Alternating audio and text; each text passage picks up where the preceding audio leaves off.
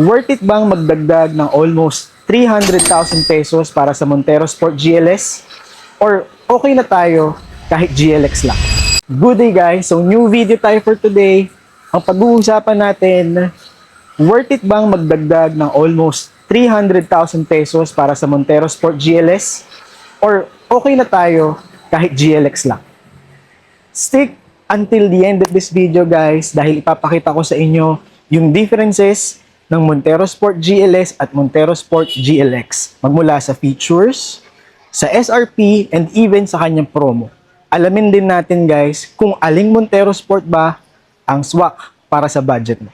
Samahan niyo ako guys. Start agad tayo guys dito sa ating 2026 Montero Sport GLS automatic transmission. So this is the view sa unahan. So ang engine pa lang nito guys by the way is 2.4 liter 4-in-line 16 valve dual overhead camshaft, tapos diesel engine na turbocharged with may VEC technology. So this is the front bumper. So lahat ng ilaw dito guys, all LED, lahat yan, even yung fog lamps. Tapos meron din tayong front illuminating light for better visibility. Tapos meron tayong camera doon as part of our 360 multi-round or multi-round monitor. So sa side profile, naka 18 inches tayo na alloy mags, tapos side mirror, chrome keyed, keyless entry, tapos another part of our 360 multi-round monitor is this camera. So para sa gilid naman siya na view, tapos may roof rail, tapos yung mga door handle natin, chrome din, tapos may stepboard tayo dito. Sa rear, okay, sa rear tayo, medyo masikip lang. Ayan, naka-fin type antenna ka doon. Tapos lahat ng ilaw dito sa tail light niya, all LED. Tapos may reverse camera din doon syempre sa likod. Okay? Tignan naman natin yung sa kanyang driver side. Yan. So, this is the view. Pagbukas mo ng front or ng driver side door, pagbukas mo, ito agad yung makikita mo. So sa side, may touch of leather, hard plastic material. Tapos dito, meron kang grab bar dyan. Tapos, mga controls mo, side pockets, pwede rin maging cup holder doon. The dashboard itself, tingnan nyo guys, basic lang talaga siya. Pero, alam mong premium. So may aircon vents dito, tapos yung mga controls mo sa side mirror, push start button tayo guys. May mga buttons din doon, parking sonar, and active stability control nandun din. By the way, ang steering wheel natin ay may tilt adjustment na. So pwede mo siyang i-adjust depende sa steering wheel height na preference mo. So para mag-lock siya, pull this lever up lang para makalock, para ma-lock mo siya. Tapos meron tayo ditong 10 inches na SDA. Nandun din yung mga aircon vents niya. By the way, this SDA is Android Auto and Apple CarPlay. Tapos dual zone na guys yung kanyang aircon. Tapos mga outlets doon para sa charging, syempre pockets, automatic transmission, tapos meron ding auto parking brake and brake auto hold. Tapos dalawang cup holders. Tapos ito yung armrest mo, leather din yan by the way. May center console box. Okay? May tray ka rin ditong kasama. So that's for our front, diba? Tapos, may glove box doon. Sa headliner mo naman, maganda rin. Yung mga sunshade visor ka, sunglass holder. May salamin pala guys yung mga sunshade visors natin dito ha. Magkabilaan yan guys, may salamin. Tapos may ilaw ka dito, diba? Combination ng analog and digital display, yung meter cluster mo. 3-spoke leather wrap na steering wheel. Nandito yung controls mo for multimedia system. Tapos nandito naman sa kabila, yung ibang features niya tulad ng cruise control, camera, tapos voice command, answer call, and drop call. Sa cruise control guys, I believe na pag-usapan na natin to sa ibang video natin kung paano siya pinapagana at ano yung requirement. So, sa destinator yon. So, same lang naman ng requirements guys kung paano sila gumagana. Parehas na parehas lang. Okay? Proceed naman tayo sa kanyang second row.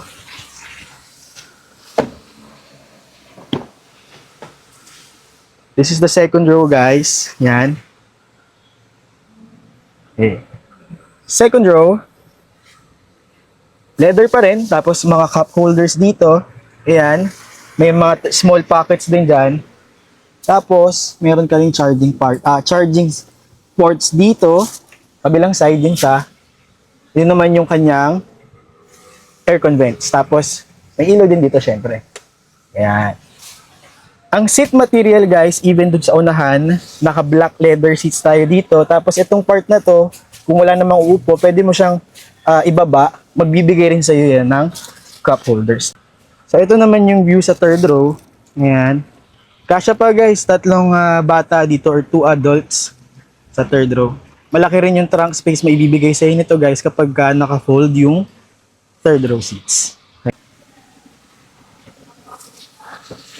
So yun lang muna, guys, no, para sa bilisan lang na explanation kung anong meron sa Montero Sport GLS. And syempre, hindi lang naman yun guys, no, yung mga nabanggit ko. May mga safety features dito tulad ng anti-locking braking system, electronic brake force distribution, active stability control, and many more, guys.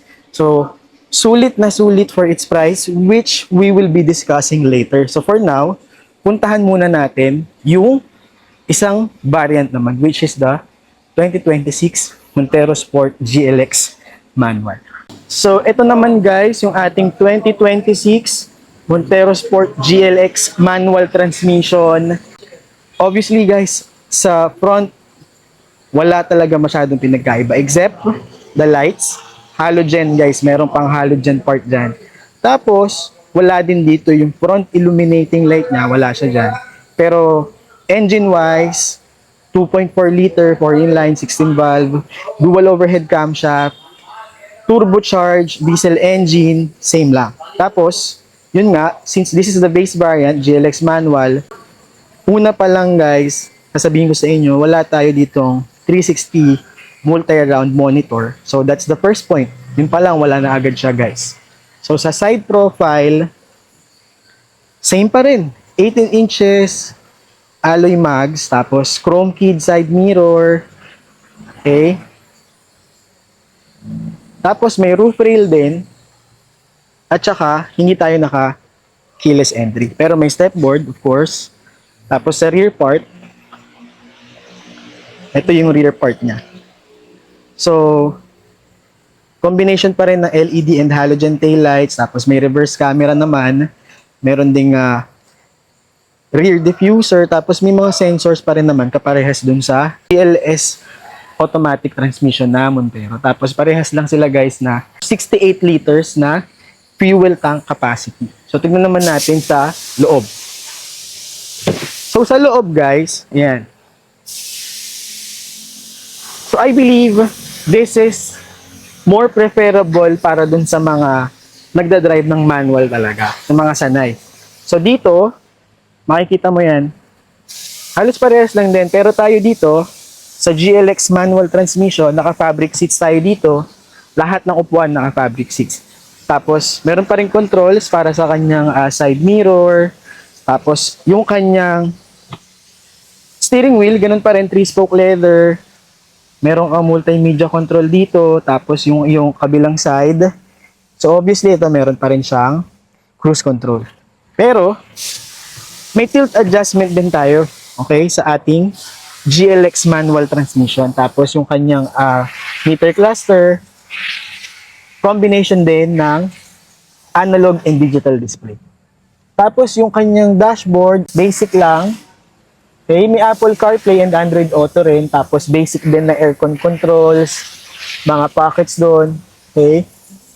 Tapos, of course, obviously, manual transmission. Nandun yung handbrake, may cup holders, diba? Tapos, sa headliner natin, ganun din, same pa rin naman. Sunshade visor, tapos, may sunglass holder din. Yung cabin light, nandyan din yan. So, yan siya. Tapos, sa second row naman, yun. So, ito, puro fabric tayo dito. Wala tayong leather fabric. Tapos, hard plastic material. Tapos, mga cup holders nandun. Ito din, napo-fold din, no. Pwede mong gawing cup holder. Tapos, Ito yung kanyang likod ng armrest. So dito, dun sa GLS kasi, may charging ports. Dito naman, wala siya. Kasi nga, this is the manual or the base variant. Tapos sa third row, same naman ng size nila. Foldable din yung nasa third row seats para magbigay sa'yo ng mas magandang or mas malaking space. Tapos, aircon vents nandun din. Diba? So, that's pretty much it dito sa ating Montero GLX. Lastly, habol ko lang integrated turn signal lamps pero walang camera. So that's it guys for our quick and simple side-by-side comparison ng dalawang Montero variants natin, Montero Sport GLS and Montero Sport GLX. You might be thinking, anong Montero Sport kaya ang para sa'yo? Depende yan guys sa priority mo. Una, kung ang priority mo ay budget, lamang na agad ang Montero GLX manual transmission. Mas affordable at pinakamurang variant ng Montero Sport. Pero okay din ba ang Montero GLS? Mas mahal, pero mas maraming convenience and comfortable features. Pangalawa sa dapat mong i-consider ay yung transmission.